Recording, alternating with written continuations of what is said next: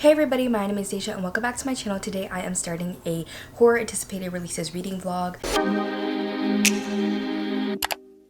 I have so many anticipated releases for this year, and I actually made a video talking about the first quarter releases, and I will have a video for the second quarter, which I will link up above or down below if it's already out. It may be out after this video, I don't know, but it is probably out before. And I have so many anticipated releases, but horror has really been the genre that's been taking over my life in the past year.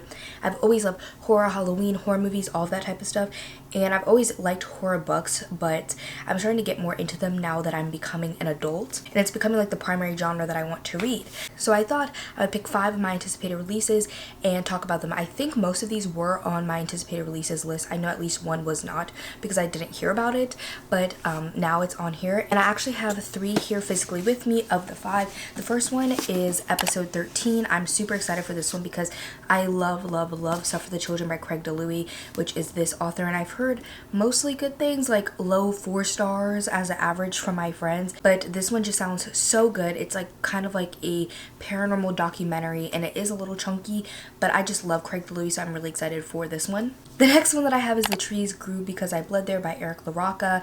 Eric LaRocca is like top 3 favorite authors ever for me, and I just love Eric LaRocca, and I've been keeping up with all of their releases that have been coming out since I read Things Have Got Worse Since We Last Spoke. I was just talking to my mom about this last night, so I thought I could add this one in here, and it's super short.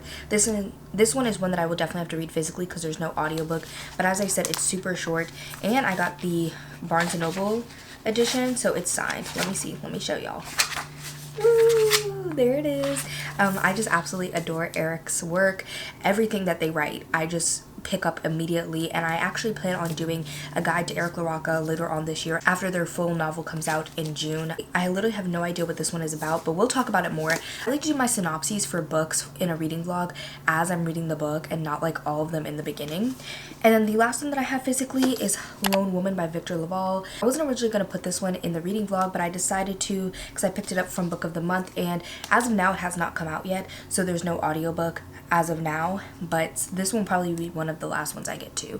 But I really did enjoy The Ballad of Black Tom by Victor LaValle. I think I gave it 3.5 stars. It was solid, but it wasn't necessarily like my favorite type of horror, but I'm excited to see what Victor LaValle can do in a full-length book. And the 2 books that I have on this TBR for the reading vlog that I don't own, the first one is The Spite House. I know this one's also the Literally Dead book club pick for this month, so that's really convenient. But this one I literally never heard about before when I did my anticipated releases video, but I really want to read it because it seems like it's just a plain horror written by a Black author, which is like what I'm looking for, because I feel like most horror written by Black authors are about Black trauma, which is totally necessary and needed. I feel like I definitely have some favorites that I really enjoyed that had that, but I also sometimes want just horror with Black characters in it and written by a Black author. The same with every other genre. I don't necessarily want it to be like super trauma heavy all of the time. I think that Black people in their lives do deal with trauma on a daily basis, and also race is a big part of our lives and conversations, but at the same time sometimes, you know, I just want a little paranormal horror with a Black character. I don't know if the characters in this are Black, but I know it's written by a Black author. And I think it is paranormal. Even though paranormal is not my favorite horror, I'm still excited. Which this one is kind of interesting because I know that one, I'm assuming it's like paranormal about a haunted house. And then the next one that I have, and the last one, is How to Sell a Haunted House by Grady Hendrix. I also really enjoy Grady Hendrix. I've read 3 of his books. I've read The Southern Book Club's Guide to Slaying Vampires, which is one of my all-time favorite horrors, My Best Friend's Exorcism, and Horror Storm, which I did enjoy all of them. My Best Friend's Exorcism is my least favorite. I know that's kind of controversial, but that one is my least favorite. So I have not read The Final Girl Support Group or like the one with the little guitar pick. I think it's like How to Sell Our Souls, but I've heard bad things about that one. I do own the Final Girl Support Group though. I will probably read all of his books and then also do a guide to him. The only guide that I have currently on my channel is a guide to Riley Sager, but I also am working on a guide to Tiffany D. Jackson. I want to do guides to like some of my favorite authors. I wasn't going to pick this one up immediately because I'm not a big fan of paranormal or haunted house horror, but my friend Haley from Haley Hughes loves this book. She said it's like one of her favorite books of all time. I know this one's like haunted house, and I think it follows twins and their parents die and they're going to sell the house. I'm not 100% sure, but I'm assuming this is going to be like some funny horror, which Grady Hendrix always delivers on. So those are the 5 books that I plan on reading for this vlog. It'll probably take me a while, but the reason I wanted to start this vlog today is because I am going to go, well, I want to go to Barnes & Noble first. I don't like to work on my computer in there because I used to work there, but they have this mac and cheese that's specific to Barnes & Noble cafes, Starbucks, and I really want it. So I'm gonna go get that.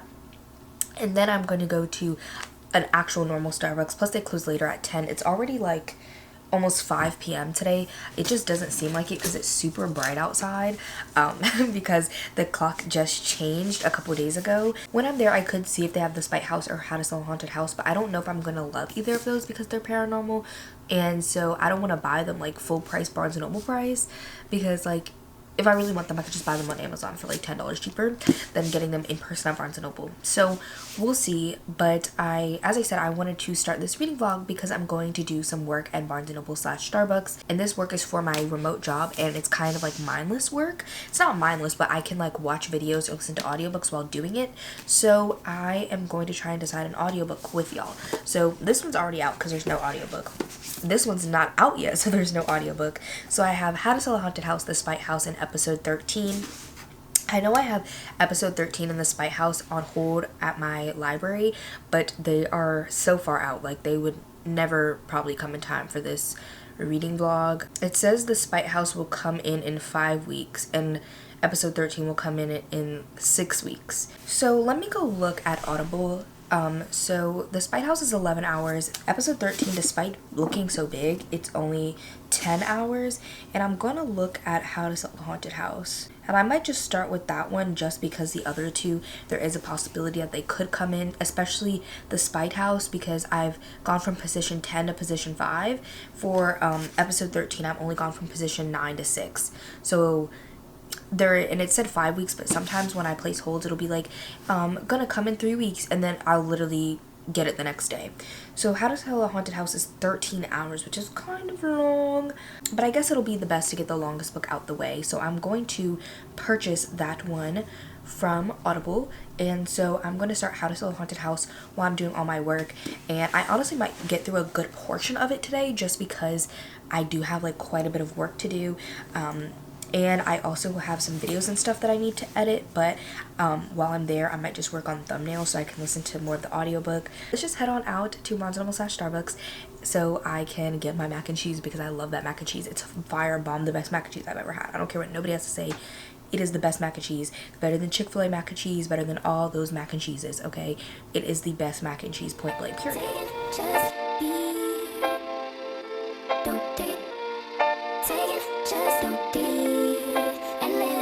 Don't take it personal, I ain't lying, I ain't hiding, I've been grinding, multiplying.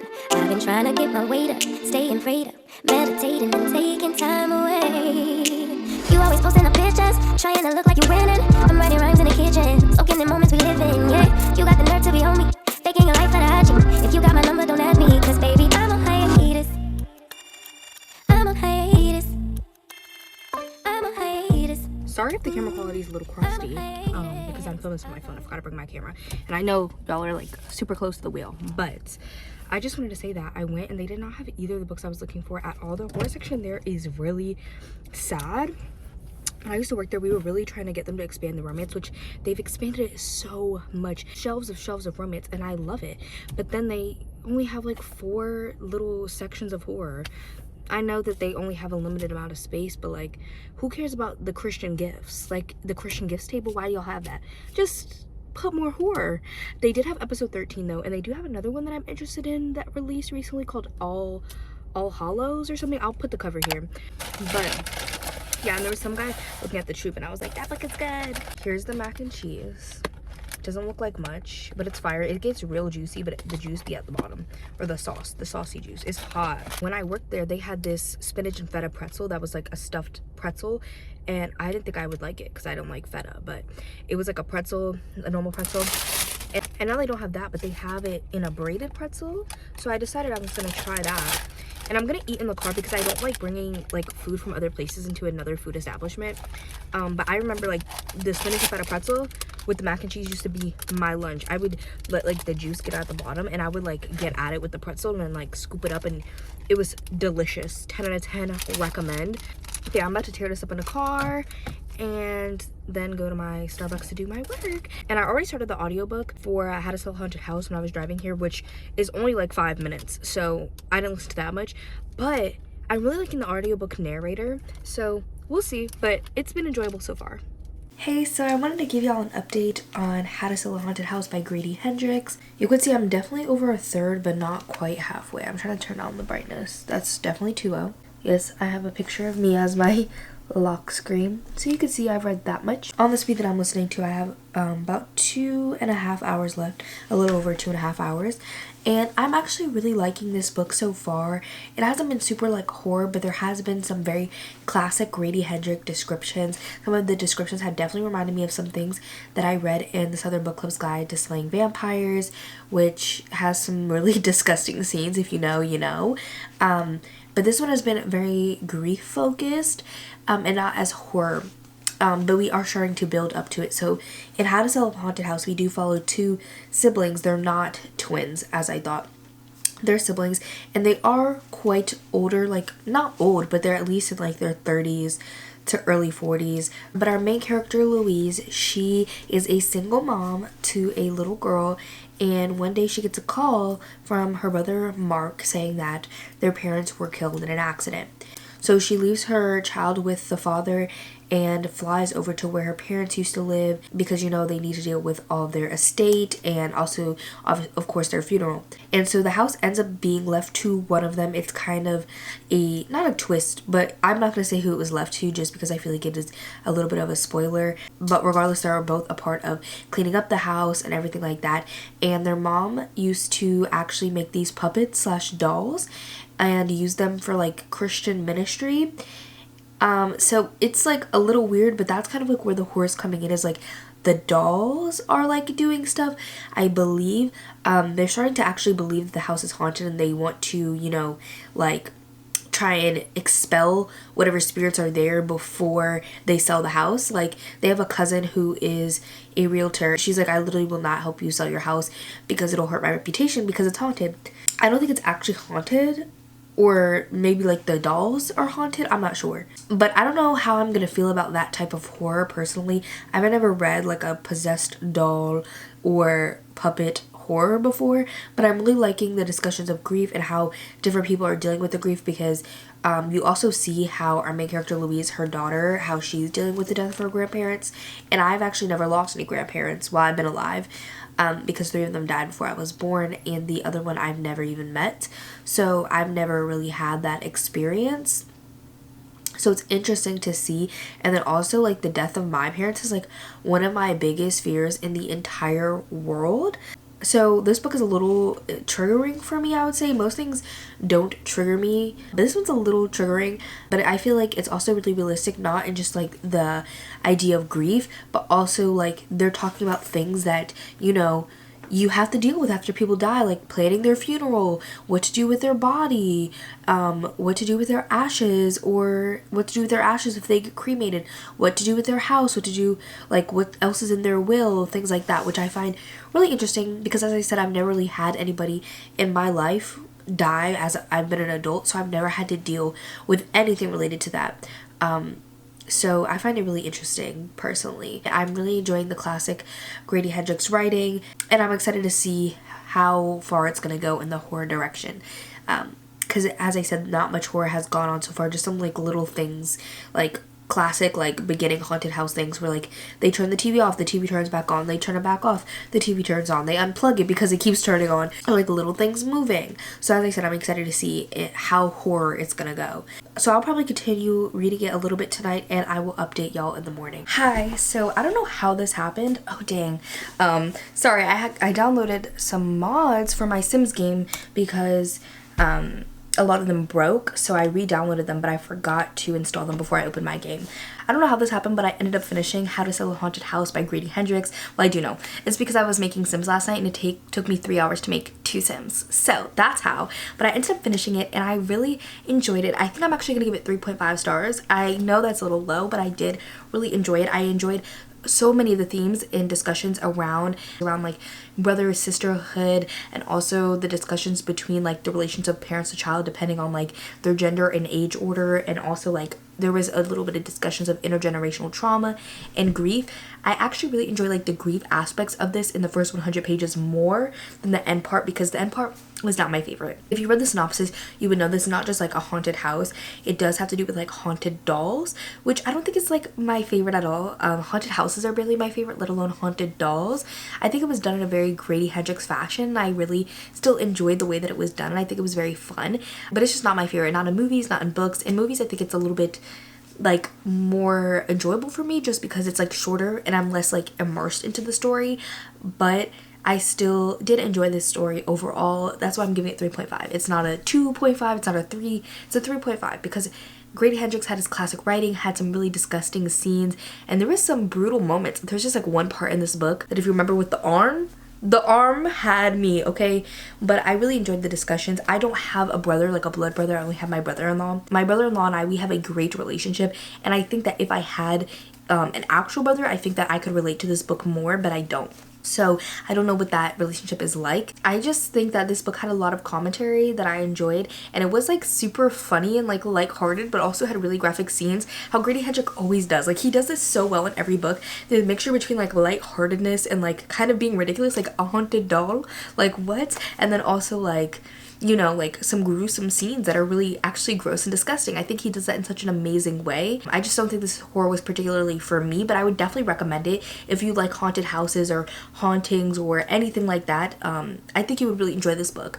It is super, super well done if you like a little bit more of like a lighthearted take, but for me, it just wasn't my favorite. As I said, it's nothing to do with the book, it's a me problem.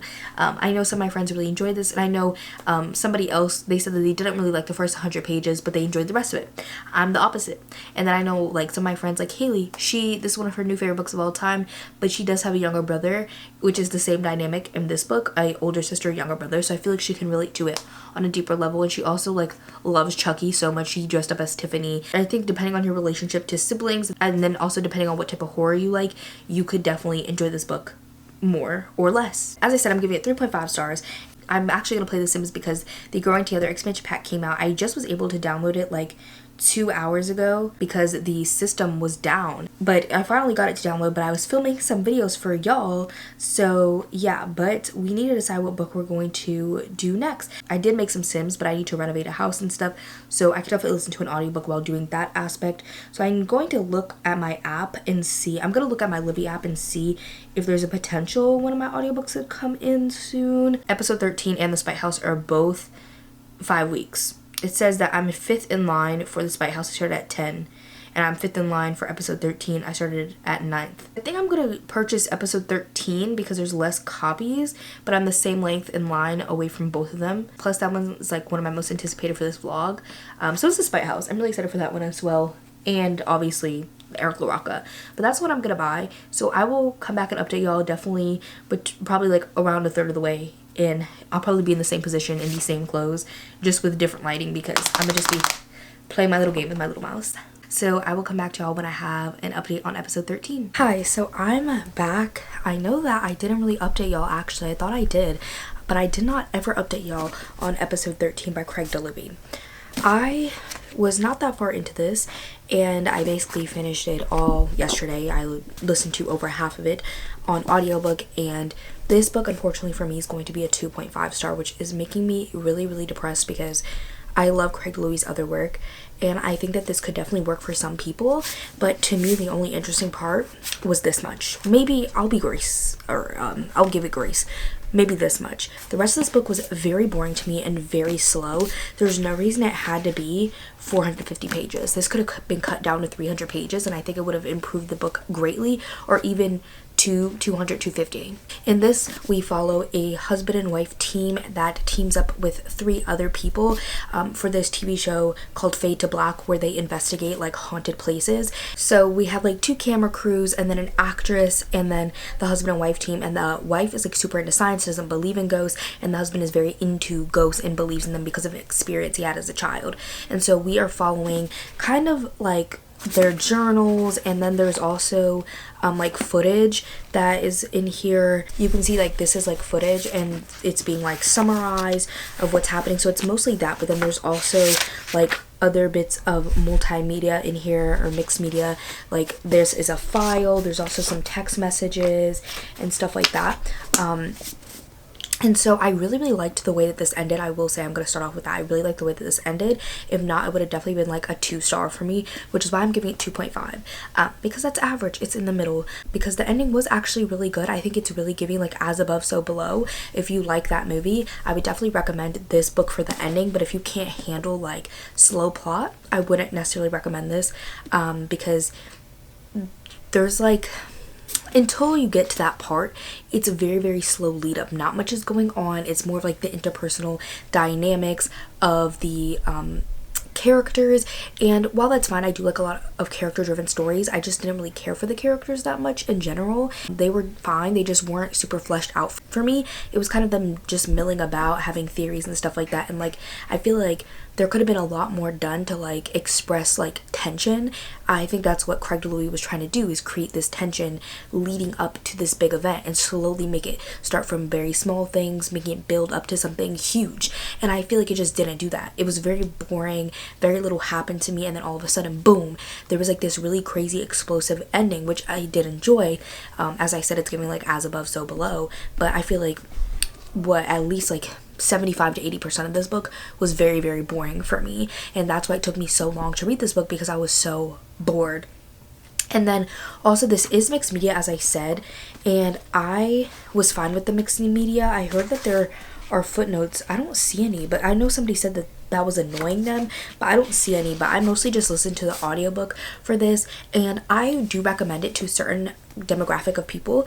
It's very full production. It has like, when they scream, there's a lot of like out of breath, a lot of noises that like, you know, it sounds like an interview or something like that. It's very much like has a lot of sound effects, and I know that some people in their reviews have said like, oh, they think that's like over the top and they wouldn't recommend it.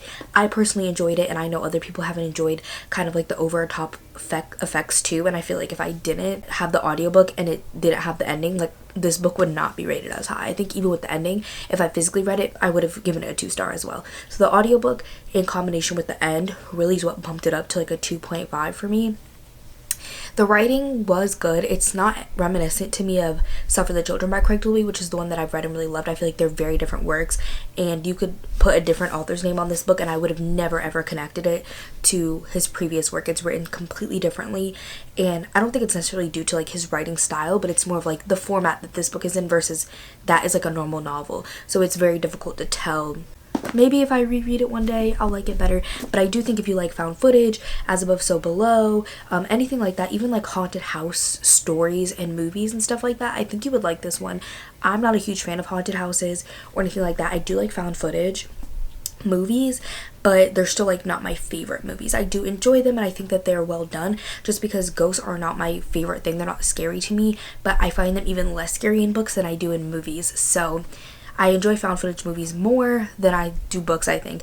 But I would really recommend this if you do like those type of movies and like slower movies. Maybe if you like The Babadook as well.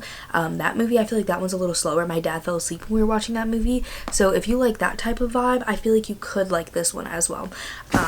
Yeah, so those are my thoughts on episode 13. I'm now going to move on to my last audiobook because the Spite House actually came in. So I'm going to move on to that one. That's my last audiobook. My physical books are supposed to be The Trees Grew Because I Bled There and Lone Woman. And those ones, I don't know if I'm going to be able to get to both, but I'm definitely going to get to The Trees Grew because I bled there. I'm also filming a manga reading vlog at the same time as this, and I thought I'd be able to make really quick progress on that video, but I haven't because I've been so tired and I've just had so much going on. But I'm hoping this week, even though I still have a lot going on, because this weekend I'm going to a festival, music festival, so I literally will not have any time this weekend to do any work, and I also have a test on Monday that I have to study for, but I took off work on Friday. So yeah, I'm hoping that this week, even though I have this stuff going on, I'm hoping to be able to get through some of this. So I'm gonna actually go so I can eat 'cause I'm a little hungry and continue doing my homework so I can actually read.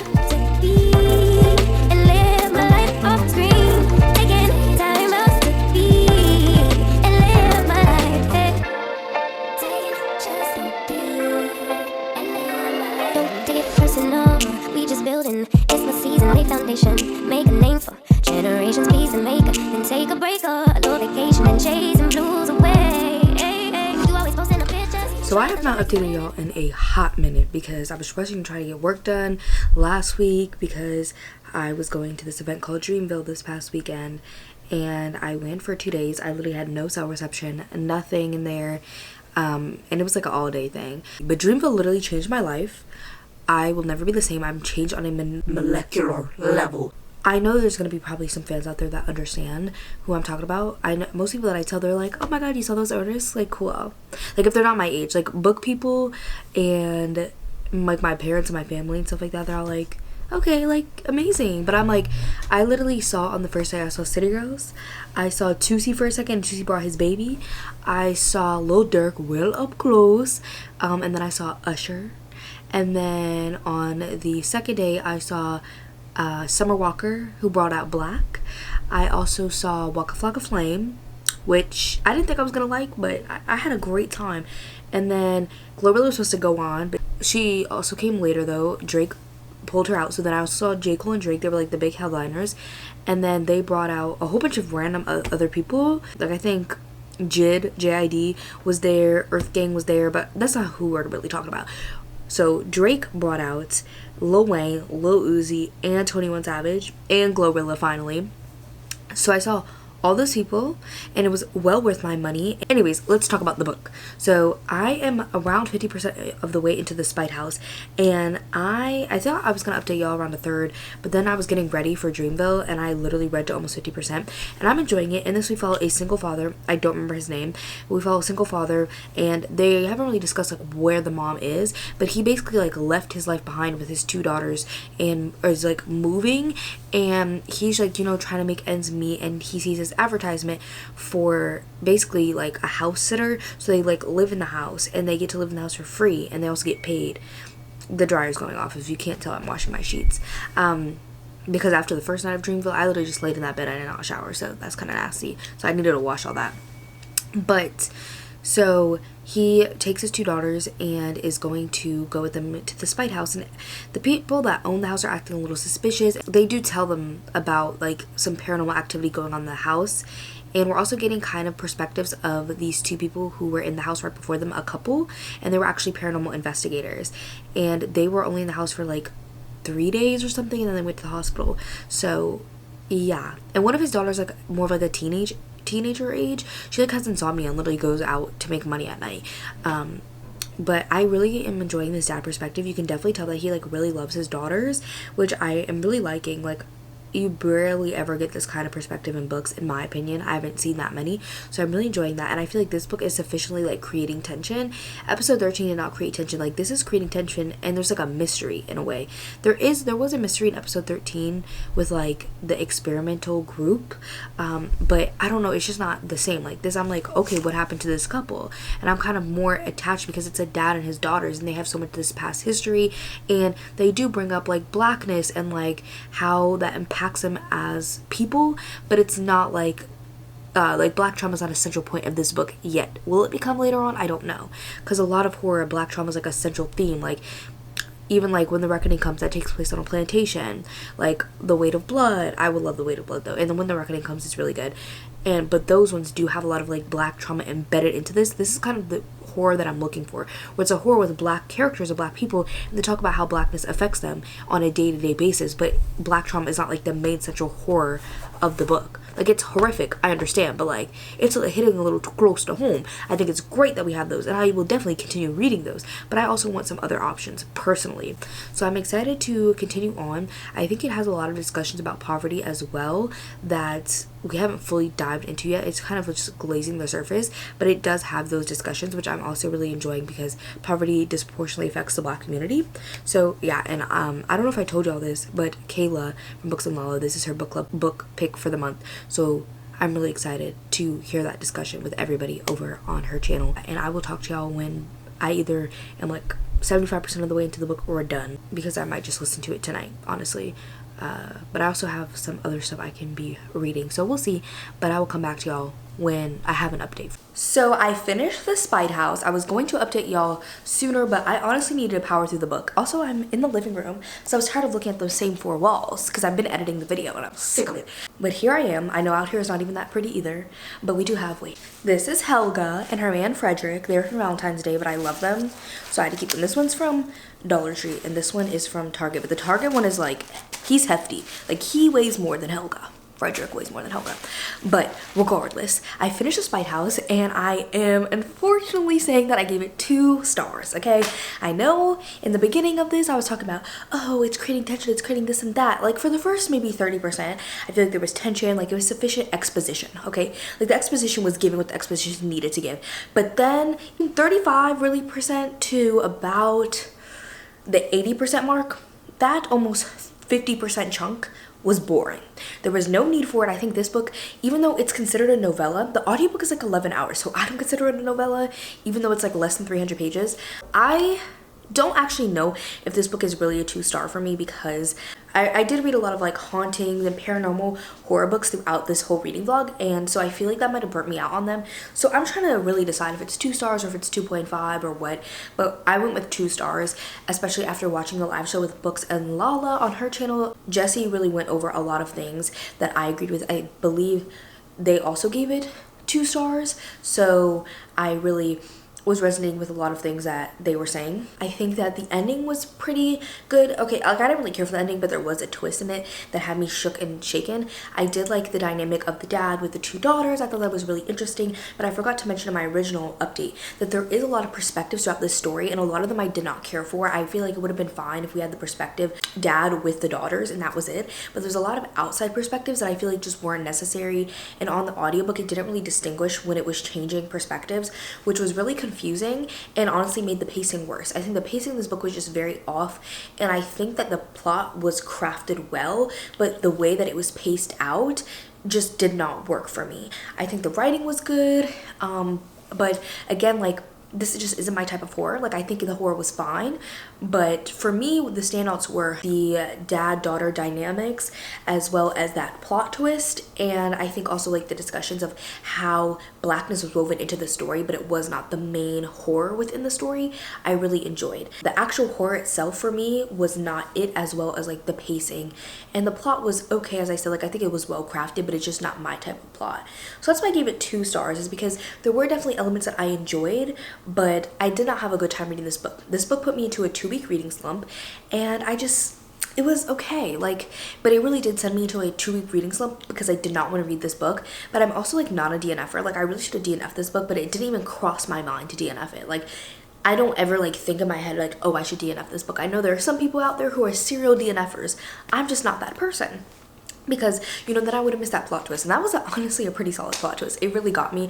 I did really enjoy that aspect of the book, but I feel like for me the negatives outweigh the positives, and that's why I gave it 2 stars, because 2.5 is in the middle, because I feel like a lot of this book was very, very boring. I think if you took the first 30% and the last 20% and mashed those together, it could have been much better. I think then that's only 50%. I think that would have been what, probably 130 pages, 135 pages. That's a much closer length to a novella, and I think that would have been much more effective. And even then, I think it would have been really amazing, but I probably would still only given it 4 stars because this type of horror just doesn't resonate with me, and I think that's okay. There obviously have been exceptions. I just don't think that this plot necessarily would have been the exception. Paranormal horror is just not my favorite, especially in books. In movies, I'm a little bit more okay with it, but I also feel like I rate movies harsher than I rate books, actually. It's very rare that a movie gets a 5-star for me, while books, I feel like I give out 5 stars more, but I also watch or read more books than I watch movies, so I guess it's really a toss-up. I'm really sad that I ended up not enjoying this one. Giving books a 2-star like hurts me, but I think I actually need to be giving more books 2 stars. I do want to compare this one to episode 13 because I feel like I had similar problems with them, but I think the reason I gave episode 13 a higher rating, even though it was boring and not paced as well, I think that I enjoyed the format a lot more, and the audiobook really enhanced the experience for me, and I feel like all the perspectives were necessary. It was very close cast, and all the perspectives and characters felt very necessary. I really enjoyed the end. I did like the end of the Spite House, but it wasn't like wow, like amazing. That plot twist was, but that was just boop, like a couple pages. While for episode 13, I really just enjoyed like the last 20% a lot. With the mixed media and also this undertone mystery, I really enjoyed it. To me, it was just boring. Like that was the only thing that I had, was it was boring and there was pacing problems. And I feel like in the Spite House, it was boring, it had pacing problems, but the horror in it was less up my alley because I can't really get into like the spoilers of like where it went, but it was less up my alley than episode 13 was, just because episode 13 had that mystery. But the Spite House also did talk about, you know, a lot of things within the Black community that I thought were really relevant. So it's kind of hard because I gave one 2.5, one 2. That's why I'm debating on if both of them are 2, both of them are 2.5, one's 2.5, one's 2. I don't really know, but regardless, I feel like my thoughts can be expressed for both of them, and it's just a number. I feel like my thoughts and articulation of how I felt about the book is obviously more important than just the number and rating, because that's very arbitrary. So I'm trying to weigh like the pros and cons. Ratings are just so hard and arbitrary, and I don't even know, but I'm going to start on The Trees Grew Because I Bled There, which I'm really excited about because I love Eric LaRocca's writing, and so I'm really excited to get to this one because I know that this one is going to be at least minimum of 4-star for me. So I'm really excited to have something to kind of lift this reading vlog up, because 2 books that are both either 2 or 2.5 stars and then a 3.5 star rating is not the best. So I'm hoping that this one will at least be 4 stars, probably higher, at least a 4.5 really. But yeah, I'm going to start that, and I will come back to y'all probably when I'm about halfway through because it's pretty short. I think that there's 8 stories in it, so I'll probably update y'all after the first 4. Hi guys, so I wanted to give you guys an update on The Trees Grew Because I Bled There. I'm about halfway through. I've read 4 of the 8 stories, and I am reading each story. I did this when I read Uzumaki. I rated each chapter. I've never really done this before. I rated also the introduction by Chuck Wendig. I loved it. I gave it 10 out of 10. But then for stories, and I'm not going to go into like what each one is about necessarily. I'll tell you like a little bit about it, but the first one is You Follow Wherever They Go. I gave it 6 out of 10, and that one is about a father and a daughter and her finding her place. Then the second one, Bodies Are for Burning, I gave that one 9 out of 10, and it's about somebody who has the strong urge to burn things, and they're in therapy for it as well. And then The Strange Thing We Become, I gave 11 out of 10, and this one is about a couple, and one of them is sick. And this one is very traditional Eric LaRocca in the way that it uses mixed media. It's like blog posts. And then I read The Trees Grew Because I Bled There, which I gave a 10 out of 10, and that one is also kind of about a couple. I wouldn't call them a couple, but it's about 2 individuals that have relations with each other, and one is constantly giving and one is constantly taking. And so I am enjoying this collection. The first story was just a shock for me because I've never really disliked anything from Eric LaRocca, and I didn't dislike it, but it's probably like my least favorite thing I've ever read by Eric LaRocca. So I'm hoping that the rest of the stories like pull through. A strong theme throughout these stories so far is cancer. 3 of the 4 stories have had cancer, and then the 4th story had like deformities and stuff in it. So if you have a trigger for cancer at all, I would stay away from this because, or just be very cautious. You know yourself better than I know you, so maybe you can handle this. As I said, 3 of the 4 stories so far have had cancer, all in like different ways. I don't know if I described what this book is about, but it just says that it's exploring the shadow sides of love. These are tales of grief, obsession, and control, which is something that obviously Eric LaRocca writes about all the time. So that's really what it's about, is grief, obsession, and control, and they all kind of deal with these different subjects, and I'm really enjoying it so far. And as I said, I'm really enjoying it so far. I don't know what the average rating would be right now. I'm not going to count the introduction. I just rated it just because. So far, my average rating is a 4.375 for this. So if the last stories are really phenomenal, I think it could bump it up to 5 stars, because that first story kind of threw me off. I feel like it was a very weird introduction. It wasn't really like traditional Eric LaRocca. Even the second story, it was, but I would say the third and fourth story were really, really like traditional Eric LaRocca, and I enjoyed that heavily. I thought it was phenomenal, and so I'm going to try and finish the rest of this off today because I need to finish this vlog. I'm actually editing it right now. This is vlogception because I'm editing it. Now I messed this up. But I actually have to go. That's why I'm dressed like this, because I'm going to go to the gym before my Pilates class, because we have our Pilates final today, so I only have to do like 10 minutes, and so it's almost 11 now, and I don't have to do anything till 12:25. Maybe after Pilates I'll edit more of the vlog, and on the bus and stuff I'll read this. So I haven't gotten much b-roll since like the very beginning when I filmed this vlog. So no, I got a little bit after, but I haven't gotten b-roll in a while, so I'm hoping to get some b-roll for y'all today, as I take you along my day as I finish this off and finish editing this vlog so I can actually post it. So I will talk to y'all when I finish off this collection, or if something major drastic happens I will update y'all then as well, but I will talk to y'all later.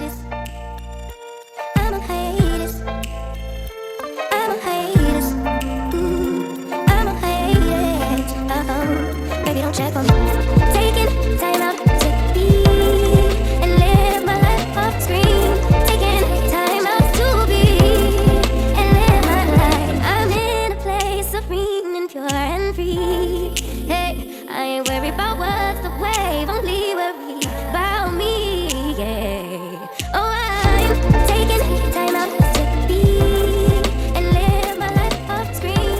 Taking time out to. So I ended up finishing the trees of Blue because I bled there, and so going with the last 4 stories, I gave the 5th story a 12 out of 10, which I'm trying to get to where I wrote them. I gave the 5th story 12 out of 10. That was my favorite of the collection. It's about parents who meet other parents in a park.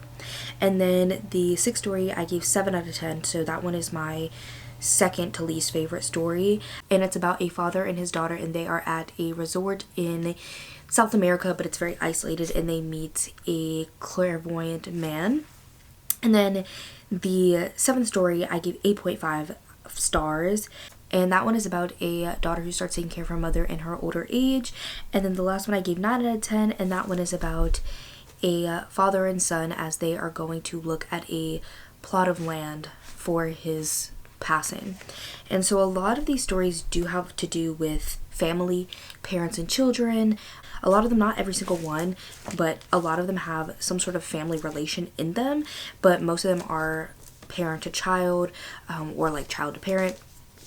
And a lot of these do have to do with cancer. Not every single one, but a lot of them do have cancer, even more than the ones that I mentioned before. There's at least one more. And then a lot of them have to do with like not just cancer, but like dying from cancer, dying from old age, dying from dementia, like just kind of old age stuff, which I didn't expect, but I really did enjoy that because I feel like it was dealt with in such a very gritty, realistic way, but also in a very gentle way. I feel like that kind of describes Eric LaRocca to a T, is very gritty and real, but also gentle. And I love that about Eric. Of course, anything that Eric writes is going to be handled really well. Overall, I'm going to be giving this 4.5 stars because I gave one story 11 out of 10 and I gave one 12 out of 10. But even discounting like the extra stars, if I just did them 10 out of 10, it averages to like a 4.3. And if I include those, then it averages to a 4.5. So either way, I'm going to round up to a 4.5. But I really did enjoy this. I'm not a huge fan of like short story collections, but I did really like this one. The other short story collection that I've read by Eric that's not like the republished version of Things I've Gotten Worse Since We Last Spoke is, I forget what it's called, but it has the bird on it. It's the nature one, and I think I like that one more because I loved every single story in that one. This one definitely had some bangers, but it also had like 2 stories that I wasn't like the biggest fan of, so that's really why it's getting a 4.5. But this one definitely had some amazing stories, and I think they're definitely worth the other 2. The other 2 that were not my favorites are like, I think, the 2 shortest in the whole novella, so it definitely didn't take that much time. But overall, I would definitely recommend this. It is definitely up there. This is not my least favorite Eric LaRocca work. I think that there's one book I've given 4 stars, and that is You've Lost a Lot of Blood. That's the one I've given 4 stars, but I haven't given anything less than 4 stars because Eric LaRocca knows how to do it, whether it's short story collection, just a singular novella, or hopefully a full novel, which I will be reading next month in May. And so to go over what I've read for this reading vlog, the first thing that I read was How to Sell a Haunted House by Grady Hendrix. I ended up giving that one 3.5 stars. Then I read episode 13, which I gave 2.5 stars.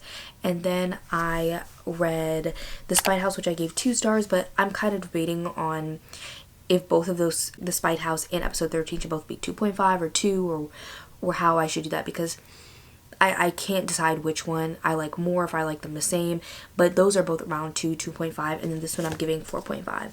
So this one I knew was not going to fail me, but I think it's safe to say that I'm very burnt out on haunting stories, paranormal stories. Those are not my favorite type of horror anyways, and so especially with it having a lot of hauntings, and it's not like hauntings that I even like paranormal stuff, it's a lot of like ghosts and haunting of objects as well, was between those 3 stories, which is definitely not up my alley. So I'm glad that I read them regardless, because some of them were very anticipated for me. I'm actually kind of sad because of the 3 full stories that I read in this reading vlog, the 2 that I rated the lowest, the 2.5s were my most anticipated ones for this reading vlog of the 3 novels. So I'm a little sad and disappointed, but I still had such a good time filming this reading vlog. I hope that y'all enjoyed. If you managed to end this video, put like a tree emoji or some sort of like nature emoji down below to let me know that you made it to the end, and I will see y'all in my next one.